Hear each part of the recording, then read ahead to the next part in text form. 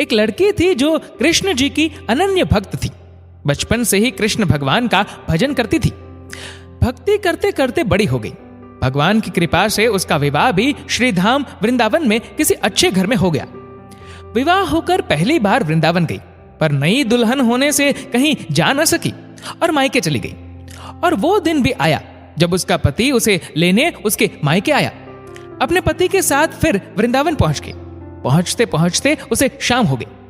पति वृंदावन में यमुना किनारे रुककर कहने लगा, देखो शाम का समय है, मैं यमुना जी में स्नान करके अभी आता हूं। तुम इस पेड़ के नीचे बैठ जाओ और सामान की देखरेख करना। मैं थोड़े ही समय में आ जाऊंगा, यहीं सामने ही हूं। कुछ लगे तो मुझे आवाज दे देना। इतना कहकर पति चला गया और वह लड़की बैठ गई। अब एक हाथ लंबा घूंघट निकाल रखा है, क्योंकि गांव है, ससुराल है, और वहीं बैठ गई। मन ही मन विचार करने लगी कि देखो ठाकुर जी की कितनी कृपा है। उन्हें मैंने बचपन से भजा और उनकी कृपा से मेरा विवाह भी श्रीधाम वृंदावन में हो गया। मैं इतने वर्षों से ठाकुर जी को मानती हूं, परंतु अब तक उनसे कोई रिश्ता नहीं जोड़ा। फिर सोचती है ठाकुर जी की उम्र क्या होगी? लगभग 16 वर्ष के होंगे। मेरे पति 20 वर्ष के हैं, उनसे थोड़े से छोटे हैं, इसलिए मेरे पति के छोटे भाई की तरह हुए और मेरे देवर की तरह। तो आज से ठाकुर जी मेरे देवर हुए। अब तो ठाकुर जी से नया संबंध जोड़कर बड़ी प्रसन्न हुई और मन ही मन ठाकुर जी से कहने लगी, देखो ठाकुर जी, आज से मैं तुम्हारी भाभी और तुम मेरे देवर हो गए। अब वो समय कब आएगा जब तुम मुझे भाभी भाभी कहकर पुकारोगे? इतना सोच रही थी कि तभी एक 10-15 वर्ष का बालक आया और उस लड़की से बोला, भाभी भाभी। लड़की अचानक अपने भाव से बाहर आई और सोचने लगी, वृंदावन में तो मैं नई हूं, ये भाभी कहकर कौन बुला रहा है? नई थी इसलिए घूंघट उठाकर नहीं देखा कि गांव के किसी बड़े बूढ़े ने देख लिया तो बड़ी बदनामी होगी। अब वह बालक बार बार कहता, पर वह उत्तर न देती।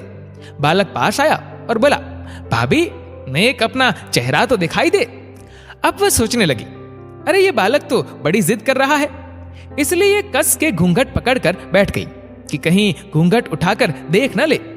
लेकिन उस बालक ने जबरदस्ती घूंघट उठाकर चेहरा देखा और भाग गया। थोड़ी देर में उसका पति आ गया। उसने सारी बात अपने पति से कही। पति ने कहा, तुमने मुझे आवाज क्यों नहीं दी? लड़की बोली, वह तो इतने में भाग ही गया था। पति बोला, चिंता मत करो, वृंदावन बहुत बड़ा थोड़ी है। कभी किसी गली में लड़का मिल गया तो हड्डी पसली एक कर दूंगा, फिर कभी ऐसा नहीं कर सकेगा। तुम्हें जहां भी दिखे मुझे जरूर बताना। फिर दोनों घर गए। कुछ दिन बाद उसकी सास ने अपने बेटे से कहा, बेटा देख, तेरा विवाह हो गया, बहू मायके से भी आ गई, पर तुम दोनों अभी तक बांके बिहारी के दर्शन के लिए नहीं गए।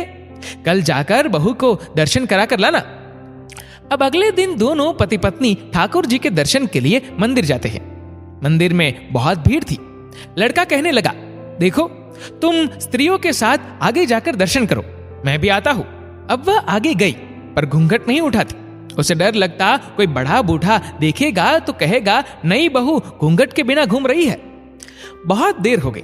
पीछे से पति ने आकर कहा, अरे बाबली, बिहारी जी सामने है, घूंघट काहे नहीं खोले?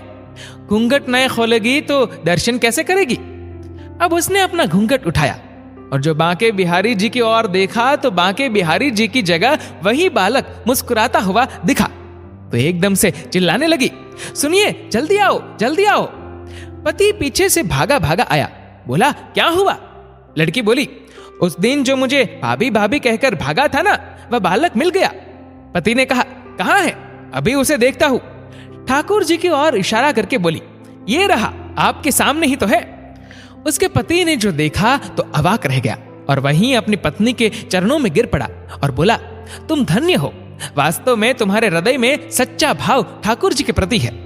मैं इतने वर्षों से वृंदावन में हूं, मुझे आज तक उनके दर्शन नहीं हुए, और तेरा भाव इतना उच्च है कि बिहारी जी ने तुझे दर्शन दे दिए। इसीलिए कहते हैं, भगवान भाव के भूखे हैं, किसी की धन दौलत मिठाई के नहीं। दोस्तों, आपके इस वीडियो के बारे में क्या राय है? नीचे कमेंट करके जरूर बताएगा।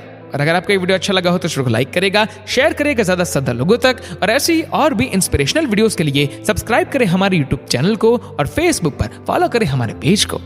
धन्यवाद।